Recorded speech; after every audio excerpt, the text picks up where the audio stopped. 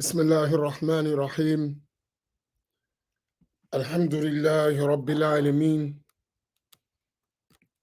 وأفضل الصلاة وأتم التسليم على سيدنا محمد وعلى آله وصحبه أجمعين. أسأل الله تبارك وتعالى أن يجعل نياتنا خالصة لوجه الكريم. We are continuing in our reading of the book Al-Maqasid An-Nawawiyah by the great Imam Al-Hafiz Al-Ash'ari Al-Shafi'i Al-Sufi Abu Zakaria Yahya ibn Sharaf Al-Nawawi Rahmatullah alayh. We reached up to the section of At-Tahara, which is the second objective after covering the issue of Usul al-Din or Al-Aqidah, as he expressed the Aqidah contained in the Book of Allah and the Sunnah of the Prophet sallallahu alaihi wasallam, which reached him through an unbroken chain of narration through the methodology of the great Imam Abu al-Hasan al-Ash'ari and through the scholars who followed his way up to the time of Imam al-Nawawi, and which has reached us today with an unbroken chain from Sayyiduna al-Imam al-Nawawi to ourselves. Walillahi alhamd. Praise be to Allah tabaraka wa ta'ala for that. And now he's going into the issues of al-fiqh according to the school of Sayyiduna al-Imam al-Shafi'i. And Imam al-Nawawi is the major reference for the dominant opinion in the Shafi'i school. So, inshallah, tabaraka ta'ala, we'll read through these texts. And these texts are designed to teach us the knowledge which is a personal obligation. It is to give you a firm foundation, in this case, in the rules of al-ibadat. So it's going to cover al-tahara, al-salah, al-zakah, al-sawm, and al-hajj. In a brief way, so that we become familiar with the foundational rules. And it is something we should read over and over and over and over again, so that these rules stick in our mind. And then as we get to more advanced books, we go into more details. But for the purpose of these sessions is to ensure that all of us have a basic foundational understanding of al-ahkam al-shar'iyyah, of the religious rules.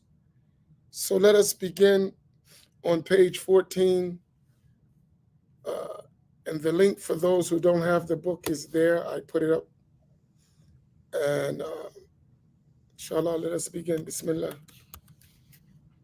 Bismillah ar-Rahman ar-Rahim. Walhamdulillah Rabbil Alameen. Wa salatu wa salam ala Rasulillah. Purification.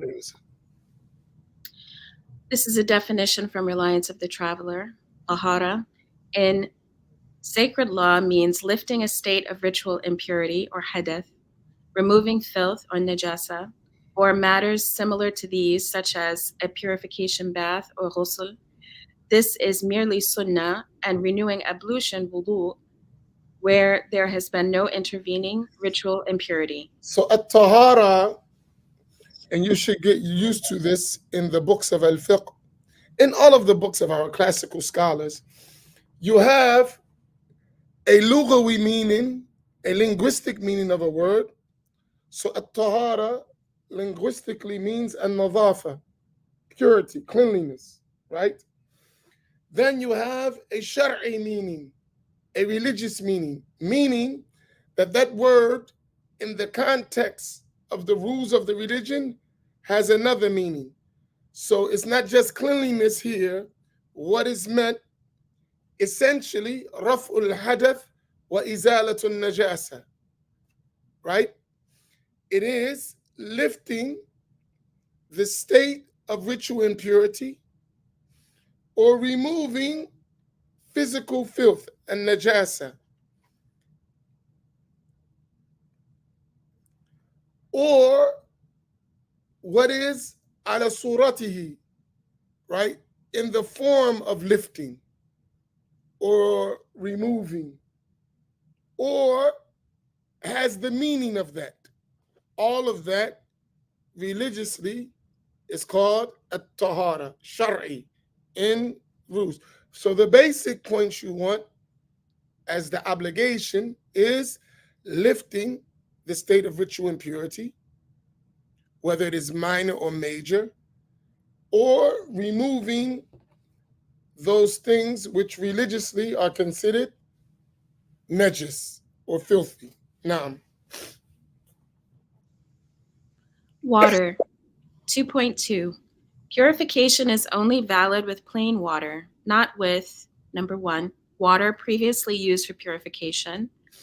This is from Reliance of the Traveler. Unless it has now been added together until it amounts to 216 qulatain.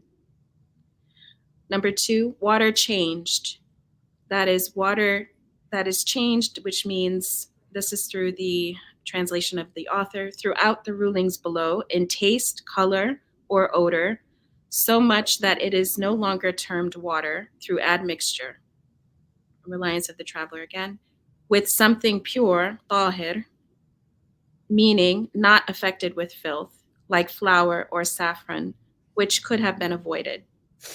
mm, Number three, or impure water, meaning less than 216 liters of water, into which filth or najasa has fallen, which is less than 216 liters, becomes impure by mere contact with whether the water changes or not, unless filth falls into it, whose amount before it falls in it so slight that it is indiscernible by eyesight, meaning an average look, not a negligent glance, nor yet a minute inspection, or nor yet a minute inspection.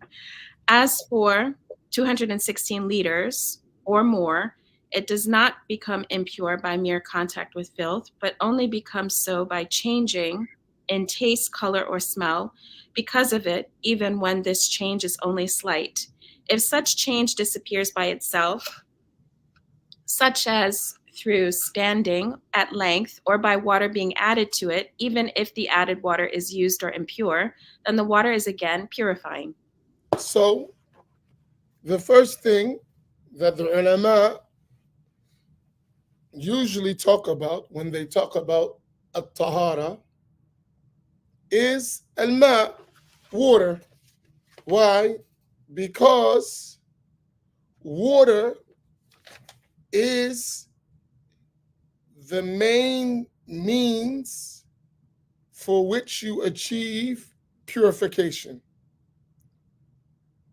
And Imam al-Nawawi mentions ma'ul mutlaq, absolute water, which is water that has no other name attached to it. Like, for instance, it's plain water, not like rose water. It is pure water. Pure water,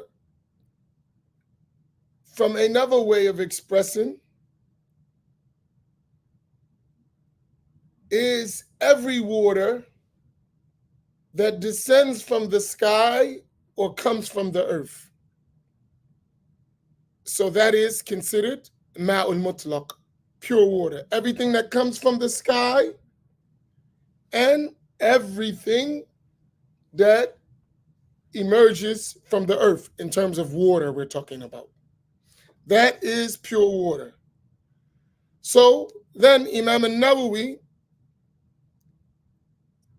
goes into explain which type of water is not considered as water that can lift the state of ritual impurity and remove an-najasa. So he talks about water that is not used. So he says, la musta'malin, that water which is not used, meaning that the water was not used for lifting the state of hadath or removing an-najasa. So if the water is used for a previous purification, then that water is no longer purifying. That water is no longer purifying. He adds, let's stick there and we'll come back. Let's stop there and he'll come back, because this is the addition from Reliance of Traveler may complicate the ruling. I want you to get the ruling in your mind. So that's one type, used water. Water that was used for lifting hadath or removing a najasa, that water can no longer be used because it's no longer considered plain pure water, purifying water. It is water that has been used. The other type, he says, وَلَا مُتَغَيِّرٍ بِمُخَالَةٍ, that water that has changed because of being mixed with a pure substance that it could have been protected from. So if you have water that it's changed, and change, what is meant by that is its color, taste, or smell, right? That's, we consider it changed. Its color has changed, or its taste, or its odor, its smell. But what changed? It's with a pure substance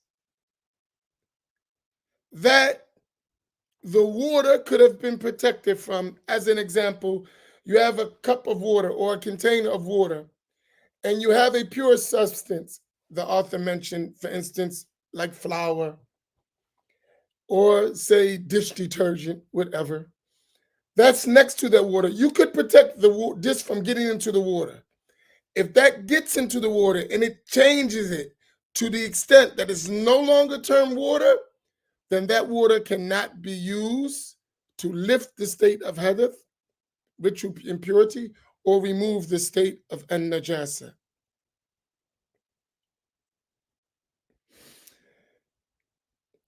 Then the third point he's mentioned, or out najasin. If the water is najis, that means it's impure water. How does the water become impure? Here, you need to understand this term, qulatain, or two kullas, which is approximately 216 liters of water. This amount of water is the amount in the Shafi'i school by which you distinguish between a lot of water or a little water, right?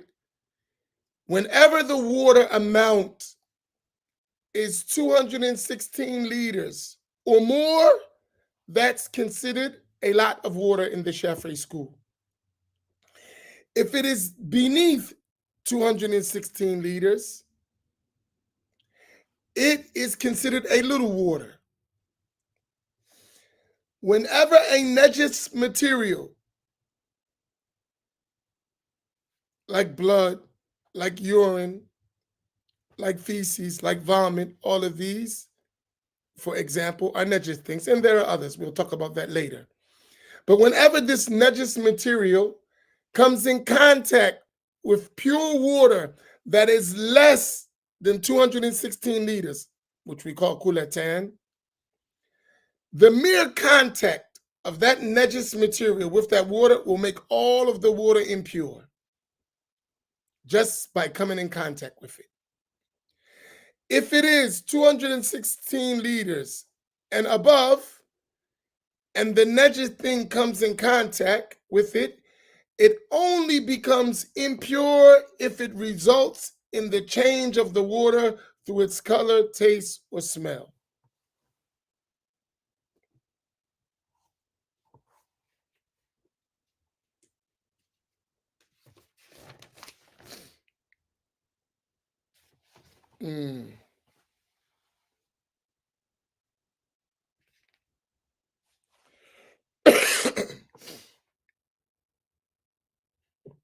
Now, if the water was less than 216 liters, and we're talking about water that was previously used, right? If water is added to that and the water becomes more, 216 liters or more, then the water regains its state of purifying water. So if it goes above that, it becomes purifying water. So it was less, right? And it was used for purification. Then water is added to that till it becomes 216 liters that or more. Now it becomes purifying again. If water is added to water that was affected by an impure substance, and it's added with water until that change is removed, then that water again becomes purifying. Allahumma salli ala Muhammad. If from this we understand that water is basically of three types. Basically of three types. Well, really, you can say just three types. Water that is purifying. What does purifying mean? It is pure in itself, and it can be used to purify other things. That is what is called absolute water, al-ma'ul mutlaq. And that's that water we said that comes from the sky or emerges from the earth. That water is pure in itself because it comes as Allah subhanahu wa ta'ala created it, and it has the ability to purify other things. It can be used to purify other things. So that's called purifying water. The second type is pure water. What does pure water mean? It is water that in and of itself is pure, but it cannot be used to purify other things. In other words, it cannot be used to lift the state of ritual impurity, nor remove filth. But the water itself is pure, so it can be used for other things,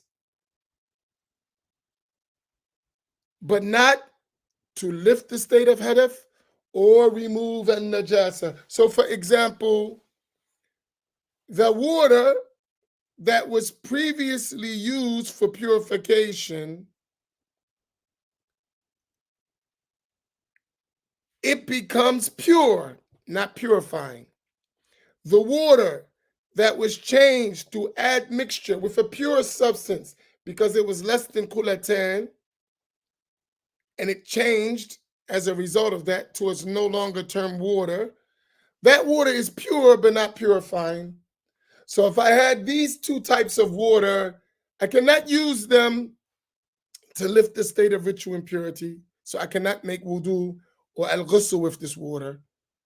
I cannot remove, if I had najis on my clothes, I cannot use that water.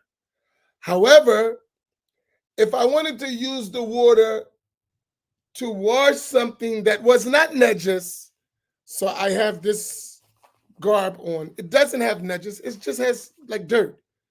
I could use that pure water to wash these clothes because it's not najis, and there's no najis on the clothes, so it's just for cleanliness. I could use it for that. I'm not lifting the state of ritual impurity, so I cannot make wudu. No, I'm not using it to remove najasa. It's just to clean. If I wanted to wipe a table with that water, I could do it, right? So pure water can be used, right? Long as it's not used for lifting the state of ritual impurity or removing a najasa. Then the third type of water is impure water. The water is najis, and najis water cannot be used at all.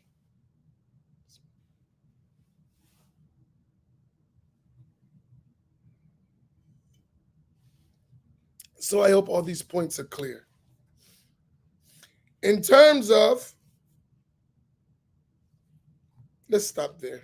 I won't go into more details. That's enough. Go ahead, Bismillah. Let me stop. Is all of these points that we made just the points we made? Don't go into details. Is they all clear? So if you have questions about what we covered, don't add. Only what we covered. If it's clear, alhamdulillah. If you have questions about what we covered, you know us. I keep saying about what we covered because we'll branch. I don't want us to branch. I want us to master these ahkam, these rulings. If the ruling is clear and you understood it, don't go into details. Details will come, inshallah. Good. Everyone is clear. Types of filth, najasa. 2.3. Filth, najasa means 1. Blood, or, So sorry. najasa literally means filth, right? But now we're talking religiously. Dirt, pure soil, for instance, is not najis. It's tahir, it's pure.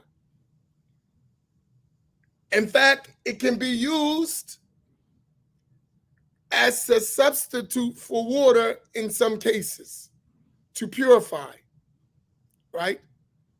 Or to make, let's say this, to make certain actions permissible. And it is used as a part of purification in some cases, like cleaning the najasa of the dog or the pig.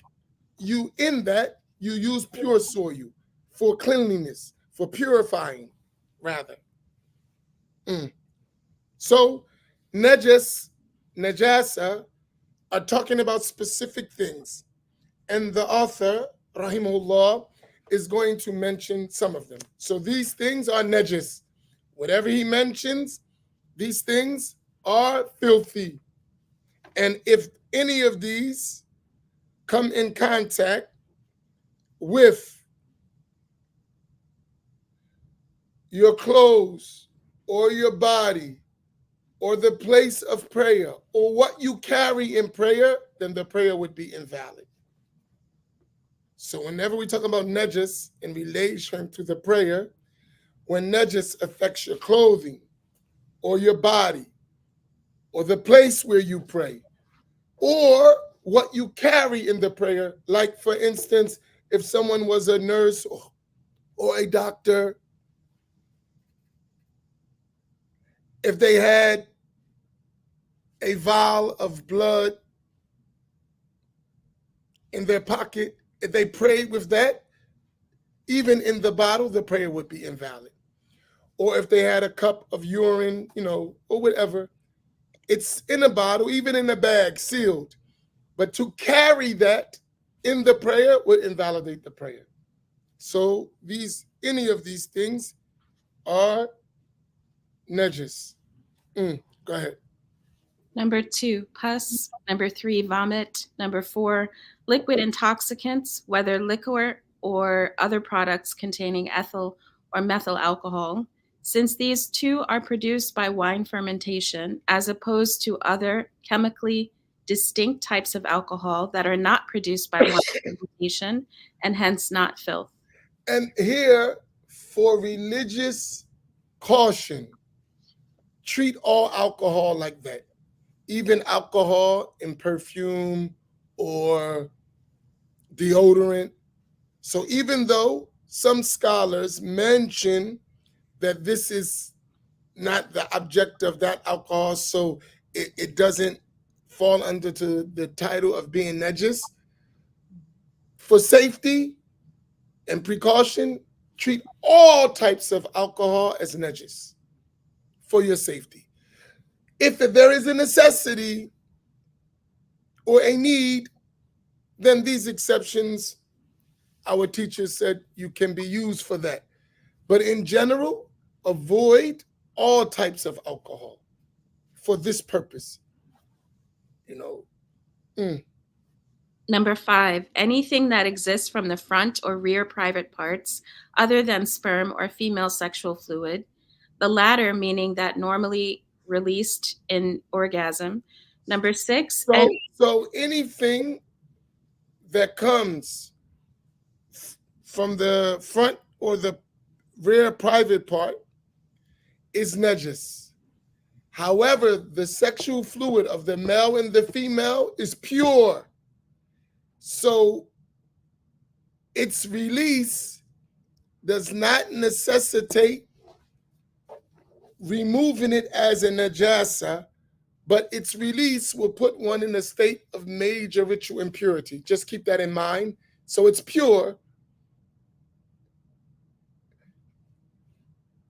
but its release puts one in a state of major ritual impurity. Keep that in mind for a future rule. Number 6, any animate life that dies without being Islamically slaughtered other than aquatic life, excluding amphibians, which are filth if unslaughtered, locusts, or human beings. So dead animals, al-mayta, which was not slaughtered, that is najis. That is najis. That is filthy. And dogs, swine, or their offspring. A body part separated from a living being is considered, in respect to being filth or not, like the unslaughtered dead of that animal, except for the hair of those animals that Muslims may eat after slaughtering, such as hair, fur, wool, feathers, and the like, are pure. 2.4. Wine becomes pure if it turns to vinegar by itself, meaning if nothing of visible size has been added to make it turn. So do hides of unslaughtered dead animals if tanned.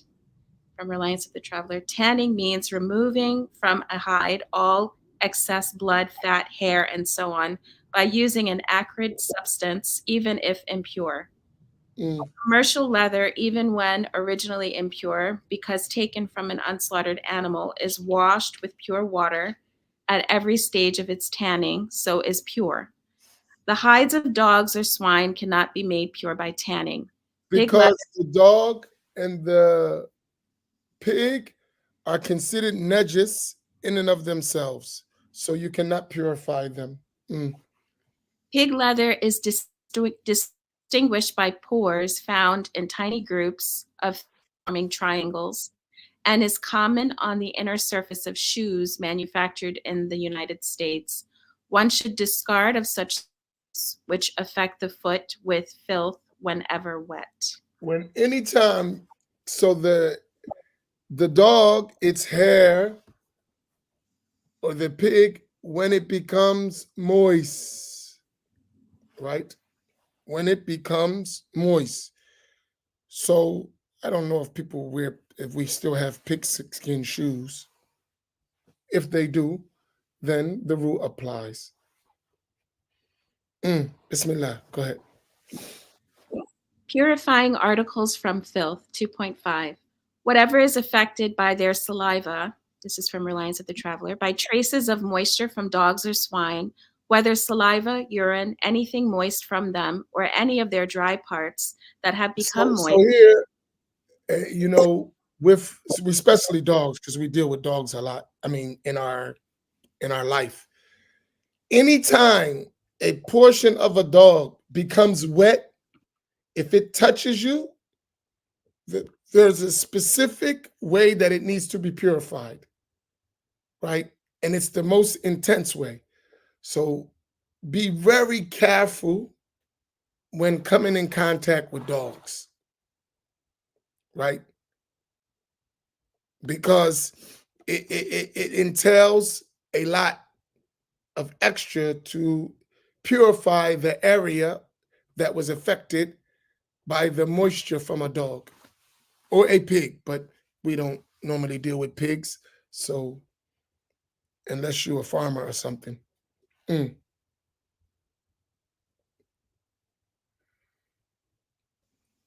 mm. Can only be purified by by being washed 7 times, one of which must be with earth, meaning water made murky by earth, though another followable Shafi'i position holds that any cleansing agent such as soap may take the place of earth. All of these rulings are considered dispensations. When you see that, our teachers recommend us never to follow them.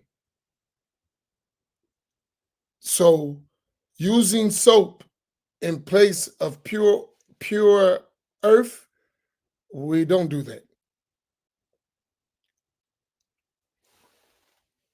However, when do you take such dispensations outside of the dominant position in the school? When there is an absolute necessity. In other words, there is no access to pure soil, right? We can't get it. In this case, you're going to take these dispensations, which is called a ruksa, right? But when there is no need, you always follow the relied upon dominant opinion within the school, which is that you would use purifying soil, right, to mix with pure water. And that would be one of the washes. So whenever you see these rulings, like these dispensations,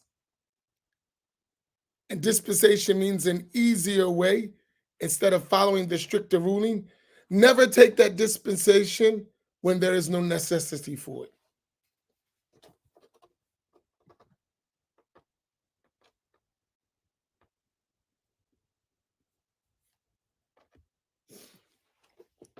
So any moisture from the dog, whether it is from their mouth, from their nose, any part that gets moist, even the hair.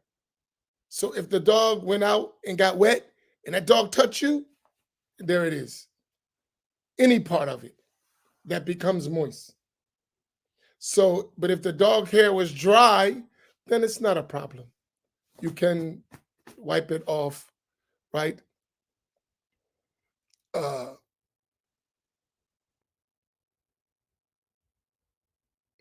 and you can wash the area just with water, wash over that area. But if it becomes moist, then you have to do the 7 washings. One mixed with purifying soil. So that's how you do it. And you would wash that, So you would take the water and the pure soil, you mix it to make like a mix it and make a murky type substance, and you would wash over the area with pouring and washing, and then you use six more purifying with pure water six more times, and it's good. Mm. Though if something dry, such as the animal's breath or hair, touches one person, it need only be brushed away. Articles affected with any other form of filth can be purified by washing it completely away with water just once, though 3 times is better. Meaning three times being sunnah. The obligation is to wash it away once. Mm. Something affected with the urine, now dried. Now here, I should say this. On the second point, if the najasa that has a substance to it where you can see it, you need to remove that substance, its color, taste, and smell. So you wash it until that substance, traces of the change is gone, right? If it is not a visible substance, just it's affected, say like with urine, then you just pour the water. But if it has a substance that you can see, you have to remove its traces.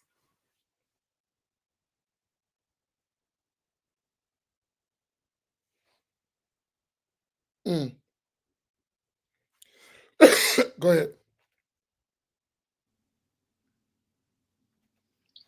Articles affected with any, oh, sorry, no, something affected with the urine, now dried, and so wrung out that no moisture is separable from it to the touch, of a male infant that has eaten nothing for nutrition, as opposed to things like like the taste of dates for the sunnah of tehniq after birth, besides milk of any kind, human or non-human, as well as all dairy products made purely from milk, such as cheese, plain yogurt, or cottage cheese, can be purified by sprinkling or pouring water over it so that it covers the entire spot. And that's called a light najasa. So when it's just the urine of the male, not the female, the male who has nothing but drunk nothing but their mother's milk.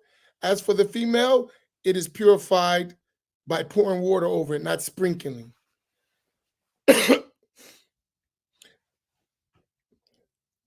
And when you're talking about moving the substance of a najasa, you wash it till its substance is moved. And if there is a slight trace that cannot be removed and it doesn't leave, this is excused. When you did all you can do to lift it, and it's the maximum is going to go, and there's a little slight trace, this is excused. Mm. Besides milk of any kind, human or non human, as well as all dairy products made purely from milk, such as cheese, plain yogurt, or cottage cheese, can be purified by sprinkling or pouring water over it so that it covers the entire spot. The dead of animals without flowing blood, such as flies and the like, are excusable, as in water, though not on one's person, for purposes of ritual purity, as is a little pus or blood on one's person when praying, for example. So there are whole issues of filth that is excused. This is one of it, meaning it's still filth, but because of its slight amount, it is excused. Or because of the extreme difficulty of removing it, it is excused. Mm. 2.6. It is permissible to use any vessels or containers or other instruments besides those made from gold or Pause for 1 silver. second. Pause for 1 second.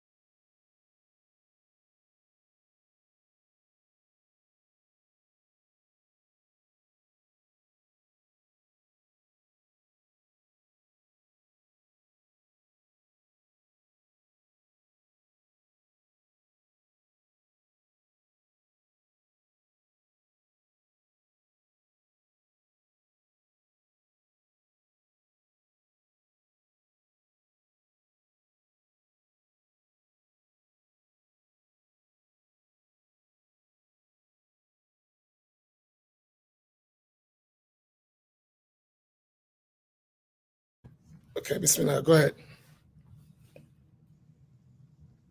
If there is a confusion between a pure vessel and one affected with filth, one should take care to make sure to distinguish the one from the other.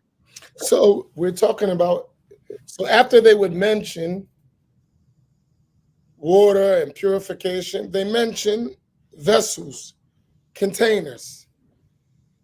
And those containers that are made for gold or silver, from gold or silver, are unlawful to use or to possess. So, for instance, you cannot have pure silverware like forks and knives. That's pure silver. You cannot use them.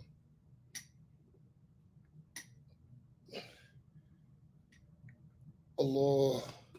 This is the exception of jewelry for females. They could have gold or silver. Other than that, we're not to have those types of utensils.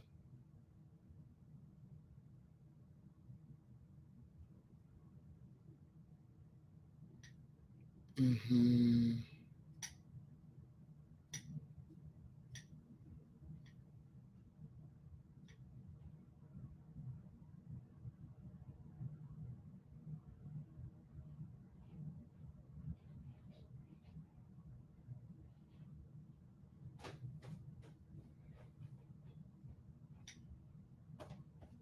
Let us pause there. Um, Let me look at the questions, inshallah. We'll stop there at Siwak.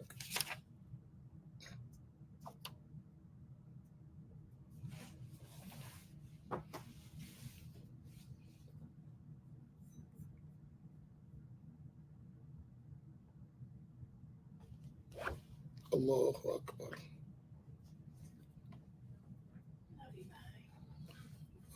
Hold on 1 second.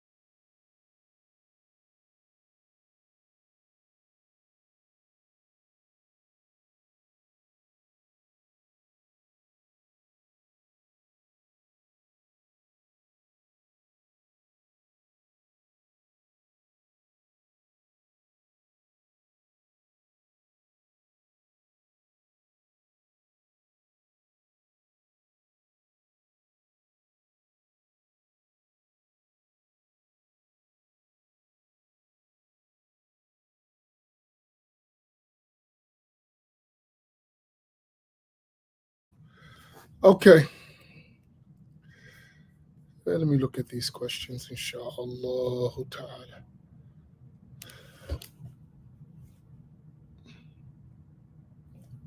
Okay. Allah.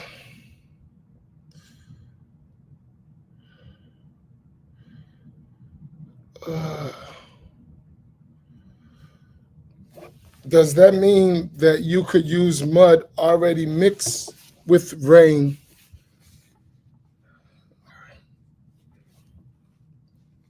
You should ensure that the soil was pure. So I would get pure soil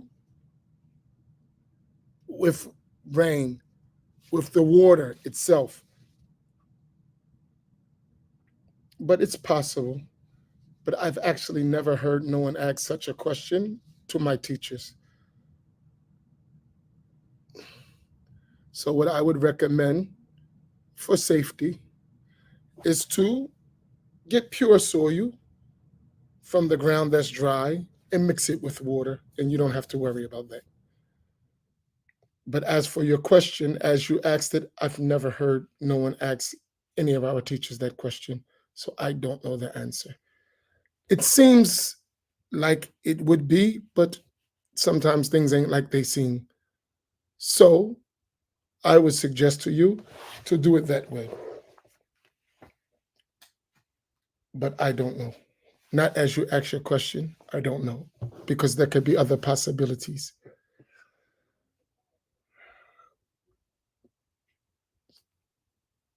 Mm.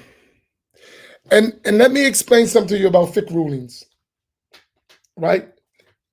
It is, learn to say I don't know when you haven't heard. Don't guess. Say I don't know. Did everyone follow that? And I'm going to tell you why I'm saying that.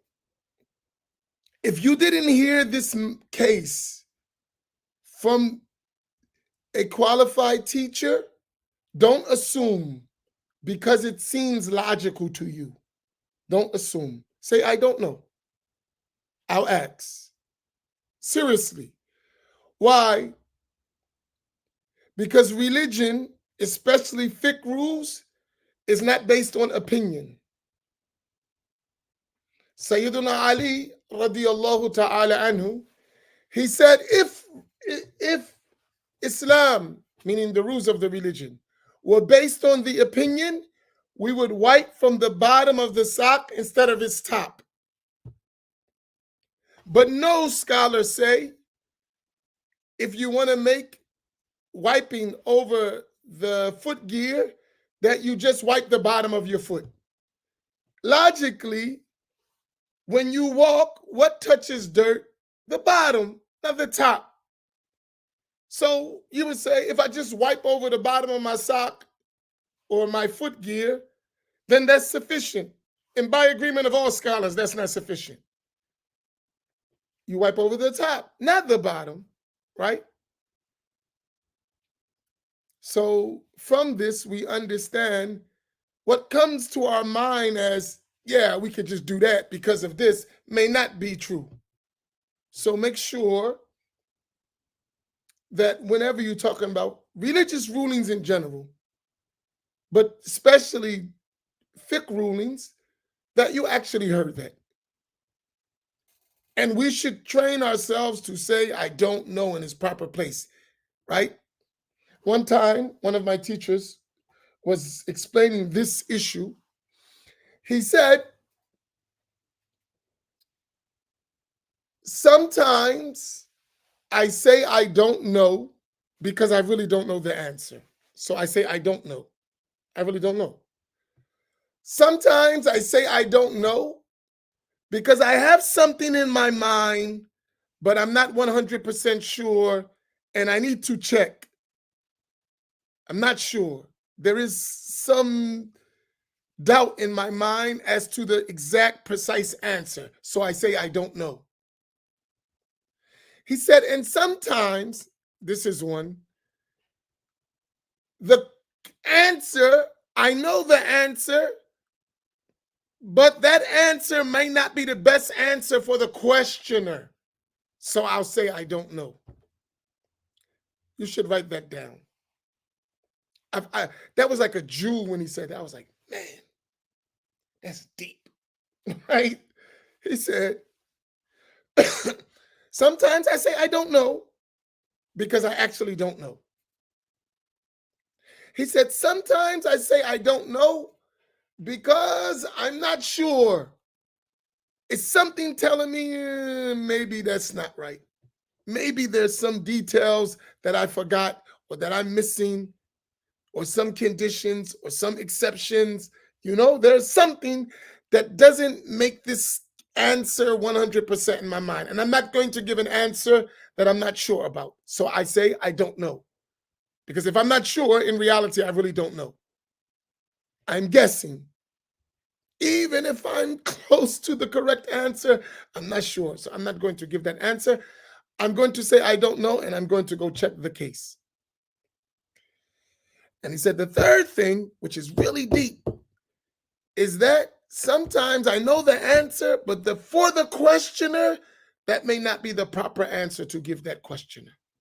So I say I don't know. Meaning, I don't know what's the best answer for your question. Even though I know an answer for your question, that may not be the best answer for your question. For what you're asking, you may need another answer that I don't know. And that's fiqh. That's understanding. Fiqh meaning fahm, meaning understanding. That's understanding. And it teaches us, to be careful when we're giving religious rulings. I mean, we're humans, we're going to make mistakes. But if we train ourselves not to answer every question and not to be shy to review, not to be shy to say, let me check that, right? So don't always expect that every teacher is going to answer every question without never saying, I don't know. This is problematic. And as my teacher said, don't push the teacher either. Once he tells you, I don't know, accept. And if he can look it up or ask or check, he do it. But don't push, right? I'll give you a way he expressed it, which was so nice. Someone asked him the same question like 3 or 4 different ways. And his response to that person who was asking that question was like, these things stick in your mind when you sit with teachers. He said, listen, after explaining those ways he don't know. And then he said, because the person kept asking, he said, listen, if you're drowning and I can't swim, do you expect me to jump in the water with you and drown too? Look at that analogy. He said, if you're drowning and I can't swim, do you expect me to jump in the water with you and drown with you? In other words, I told you I don't know. You keep asking me the same question. The answer is not going to change. You're the one drowning with wanting to know something that I don't know and you don't either. So instead of just putting on the life jacket of I don't know, you keep trying to swim in deep waters that you can't swim in. So if you drown, don't expect me to jump in there with you. I'm not going to do that. Allahu Akbar. I hope you get the analogy. So while you're learning, keep that in mind. The first thing we learned, and we need to learn it more and more and more, kalimatu la a'lam nisfuddin. The word I don't know is half of the religion.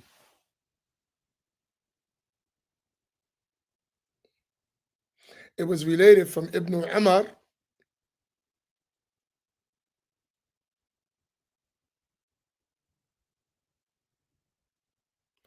He said, Abdullah ibn Umar radiallahu ta'ala anhuma, O you people, whoever knows something, let him speak by it. And whoever does not know, let him say Allah knows best. Because verily, it is a part of knowledge when you don't know a thing to say Allah knows best. فَإِنَّ مِنَ الْعِلْمِ, it is a part of knowledge when you don't know a thing to say Allah knows best.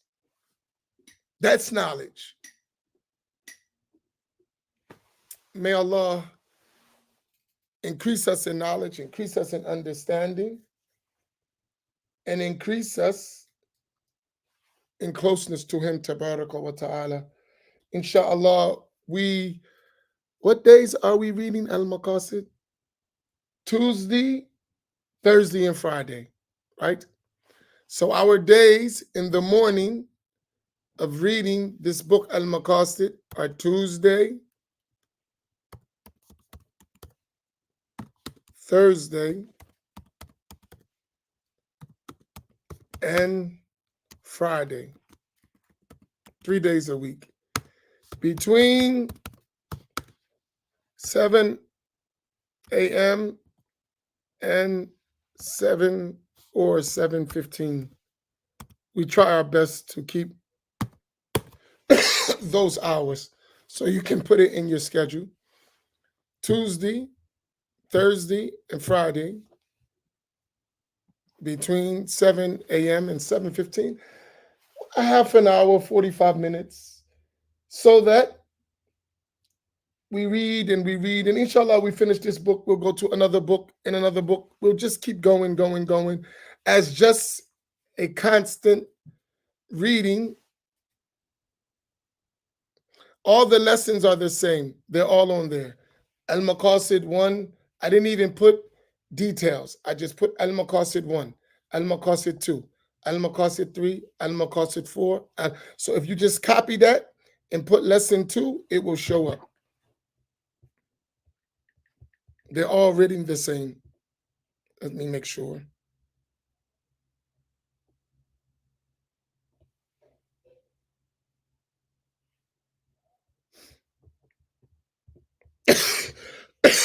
I'm sorry.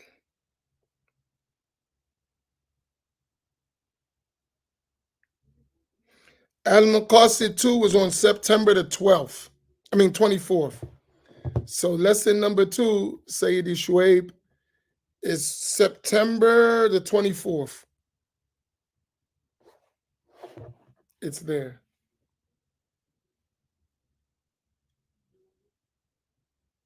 Is it there? Yeah, that's lesson 2. See? It's right there. So if you go on the Facebook, I don't know the YouTube, but if you go on the Facebook, it's there. Inshallah. Barakallahu bikum wa sallallahu ala Sayyidina Muhammad wa ala alihi wa sahbihi ajma'in. Inshallah. We'll see you tomorrow morning for the reading in Ihya Ulumiddin. In this book, tomorrow morning we'll inshallah continue, if Allah gives us tawfiq. Tomorrow at 7:30, we'll read in the abridgment of the revival of the religious sciences.